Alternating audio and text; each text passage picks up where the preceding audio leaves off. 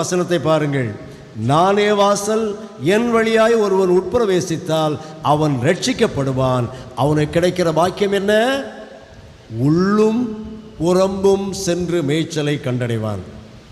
உள்ளும் புறம்பும் சென்று மேய்ச்சலை கண்டடைவான் என்று சொன்னால் அது என்ன அர்த்தமாக இருக்கும்னு நீங்கள் யோசித்து பாருங்களேன்.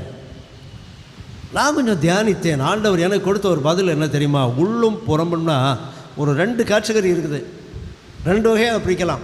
ஒன்று, என் மனதுக்குள்ளே ஒரு பெரிய சமாதானம், அது ஒரு பெரிய மேய்ச்சல் தானே.